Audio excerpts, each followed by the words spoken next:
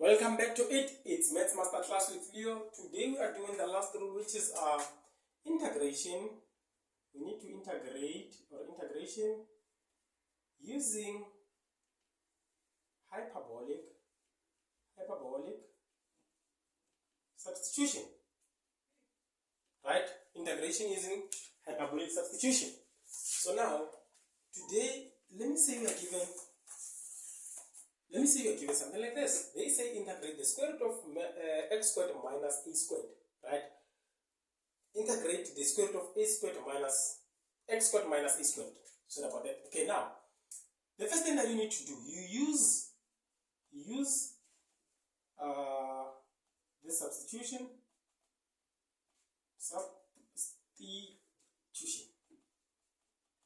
right? Which substitution? X is equal to a hyperbolic cos of theta.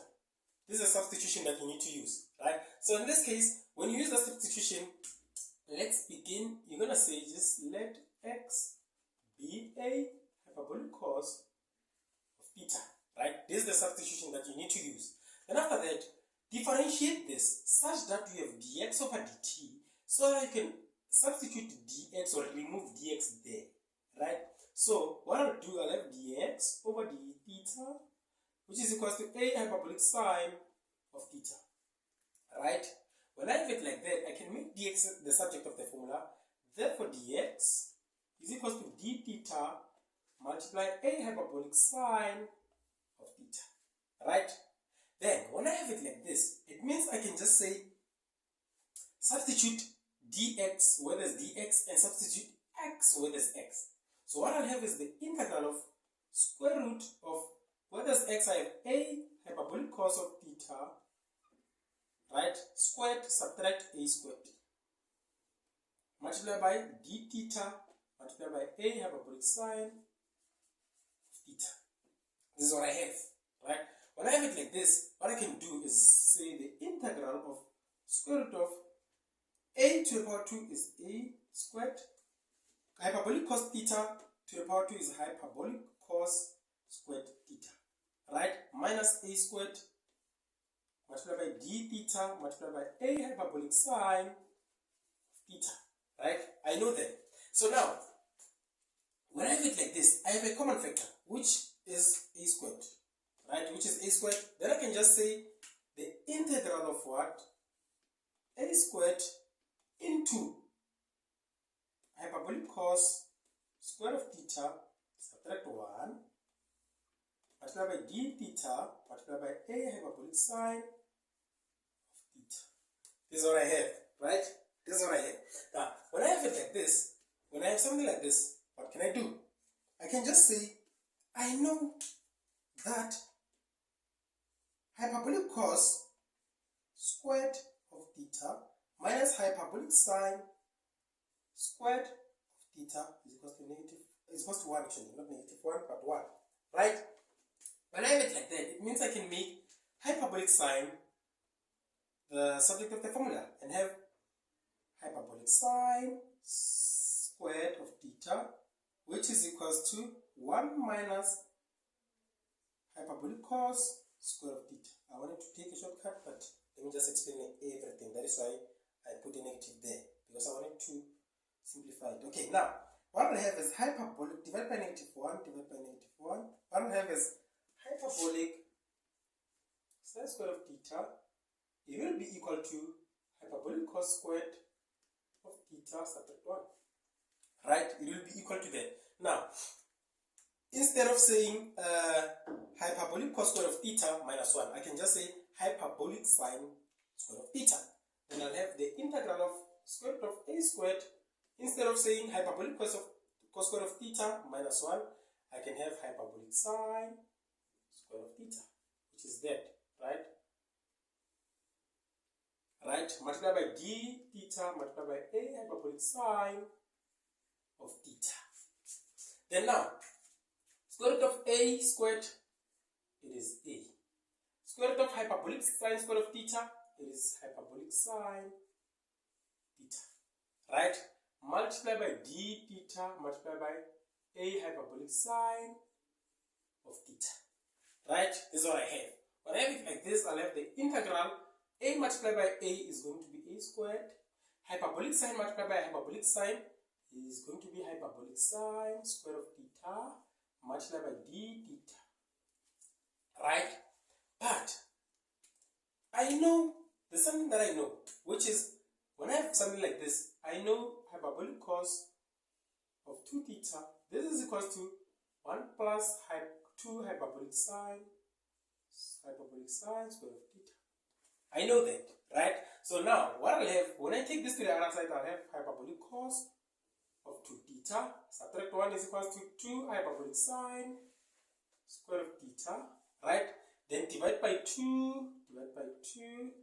Therefore, hyperbolic sine square of theta is equal to hyperbolic cos of 2 theta, subtract 1 over 2. Right? This is what I'm going to have. Now, when I have it like that, I can just substitute it back there. But before I substitute it, what I know is this, I can take it outside and have it as a squared, the integral of what?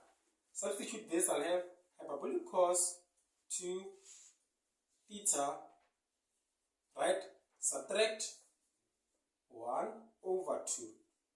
What? D, what is it? D theta. Right? When I have it like this, there's something that I know again. There's something that I know. So you need to know your double compound angles, good people. You need to know them. So now, I know that when I have it like this, when I have something like this, I can just say a squared over 2 integral of subtract 1, right? D theta, right? So now, why do I do that? Because I don't want to deal with fractions. I don't like dealing with fractions, right? But even if you deal with fractions, you can just split this and have this hyperbolic cos of 2 theta over 2 and hyperbolic, actually not hyperbolic, but minus 1 over 2. What you will have is hyperbolic cos of 2 theta over 2 minus 1 over 2. Then you can integrate that. So now, for me, I don't like dealing with fractions. That is why I take out this 2. So now, when I have it like that, I can integrate this now.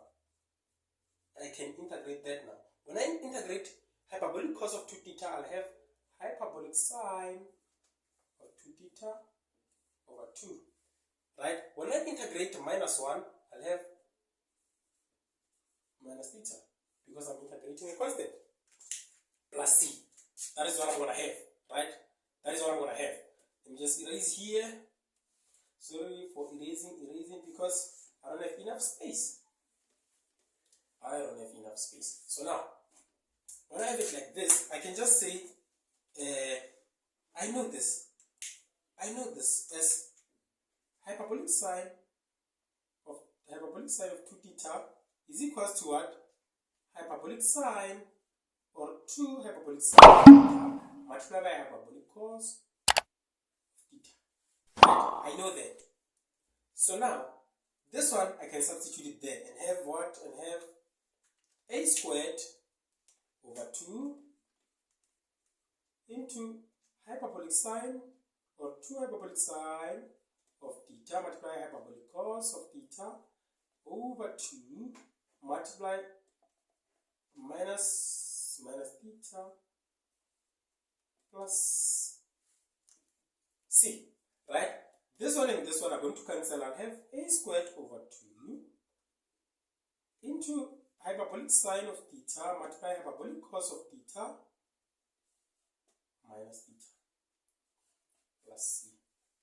So there are things that I know, right? Remember, I'll just say remember that x is equal to a hyperbolic cos of theta, right? So it means I can get the hyperbolic cos of theta and I can get theta. So for me to get that hyperbolic cos of theta, I can just say divide by a. Therefore, hyperbolic cos of theta is equal to what? X over a. Right? Then, if I need theta, it means I can just say cos hyperbolic cos inverse of what? X over a. Do I have sine? No, I don't have sine. But I can get sine. I can get sine. Remember, hyperbolic cos squared, we did that here. Let me not write it again, because this is what I want you to remember. Right? Remember, hyperbolic sine squared of theta is equal to hyperbolic cos squared of theta minus 1. This is the part that I'm talking about. Right? I can say hyperbolic sine squared of theta is equal to hyperbolic cos squared of theta subtract 1. For me, if I want to remove the square, so that I'm left with what? Hyperbolic sine of theta, not hyperbolic sine square of theta.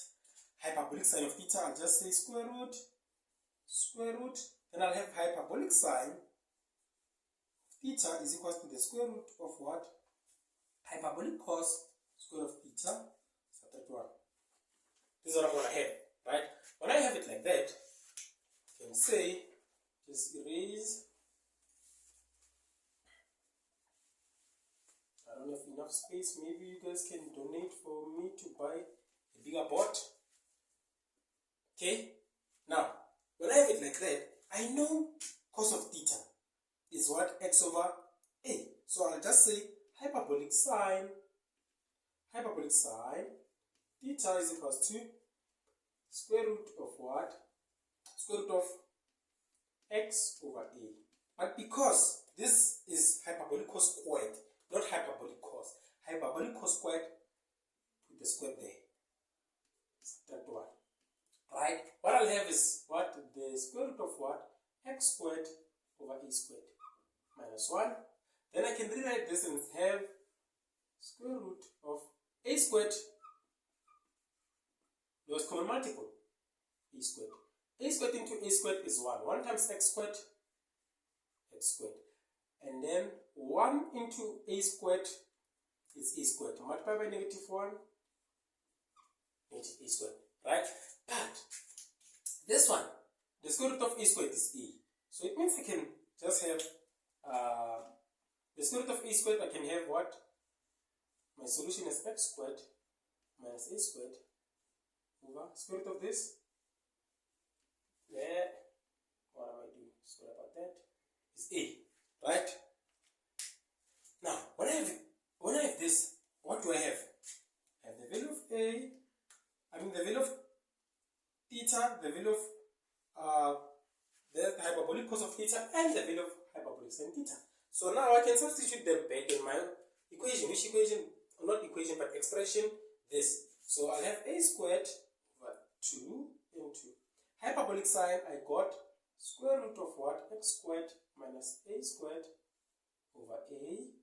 Multiply. Okay.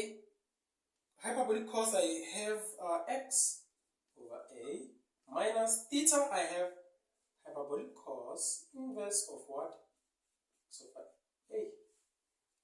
Not forgetting plus c. Right? Not forgetting plus c. So now I can just multiply this and that. Why? Try to further simplify it. I'll have a squared over 2 multiplied by a multiplied by a. I'll have a squared, x multiplied by that. I'll have x root of x squared minus a squared over what? Over a squared. Right? Then minus this multiplied by that is going to be a squared over 2 x over a. This is what I'm going to have, right? So now, when I have it like that, it means this one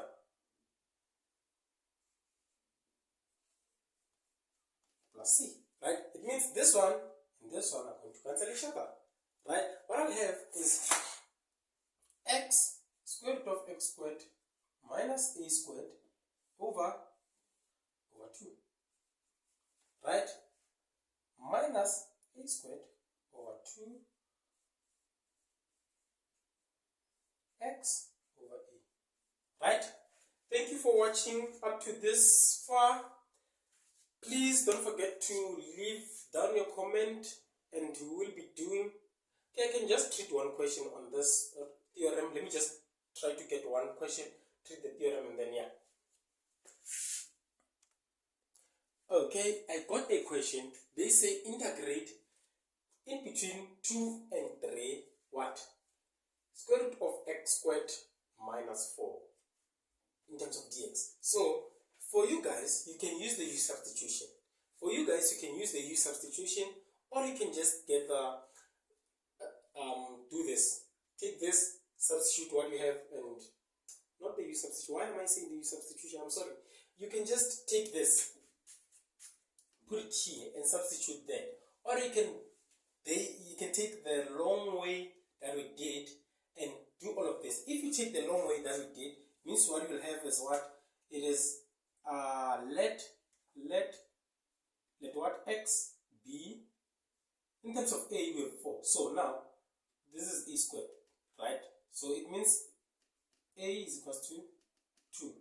You'll have 2 hyperbolic cos of theta. Then you can take it from here and solve it. So now for me, I won't take the long method. I'll just substitute.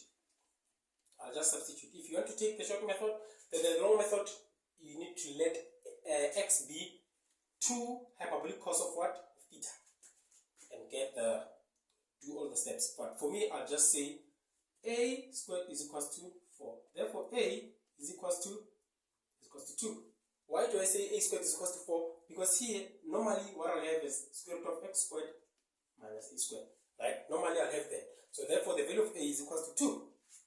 Then now, when I have the value of a is equals to 2, I can just say x root of x squared minus a squared is what? Is 4 over 2.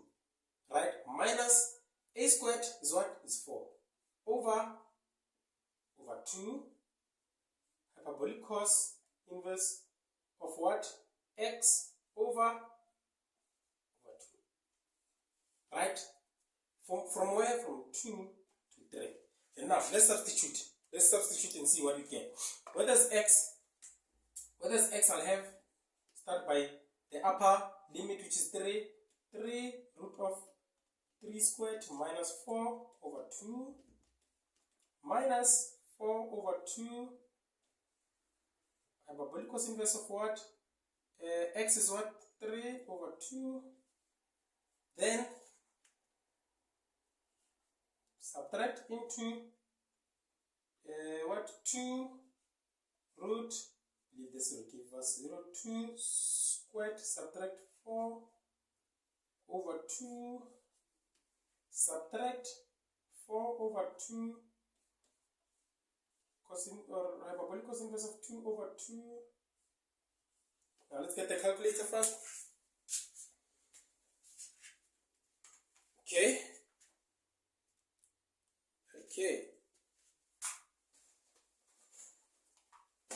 Let's get my calculator. There. Okay, now this one. Okay. If you can check now, the cos inverse of this, when you punch the calculator, not the cos inverse, but the what? The hyperbolic cos inverse of 1. What is the hyperbolic cos inverse of 1? The hyperbolic cos inverse of 1 is 0. So this is out. Right? And this one, because it's 2 squared minus 4, is going to be 0. This is out. What will be remaining is the 3 root 9 minus 4 over what? Over 2. Right? Minus 4 over 2 is going to be 2 hyperbolic cos inverse of what? Over 2. Right? This is what you will have. Right? Let me just erase here. This is what you have. Now, when you have that, there's something that you need to know. There's something that you need to know. If you have something like this,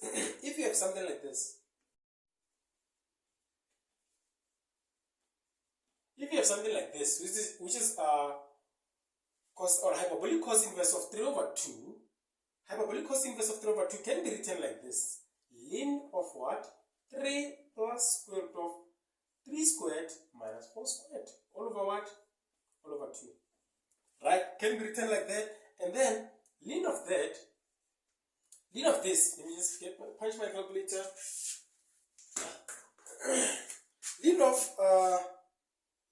of 3 plus square root of 9 minus 4 divided by what? By 2.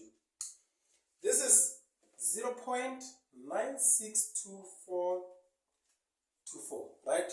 Then now, let's substitute it here where we have hyperbolic cos inverse of 3 over 2. What we'll have is 3 root 5 over 2 minus 2 into 0.962424. Right? Then when I punch the whole thing, what am I going to have? 3 root 5 over 2 minus 2 into 0.962424. What is my solution? It's 1.4293. This is my solution.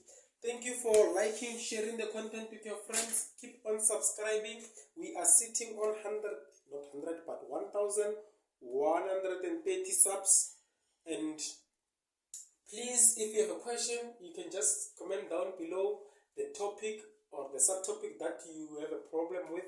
But for now, let's just please focus on what we call integration. What I'll do, the next video is integration by parts. I'll do integration by parts, and then I'll try to do Newton-Raphson and what we call Maclaurin theorem. Right? I'll try to do those theorems. Thank you. Keep on sharing, liking, and enjoy the content. Most of all, enjoy the content and enjoy the rest of your day. Tango.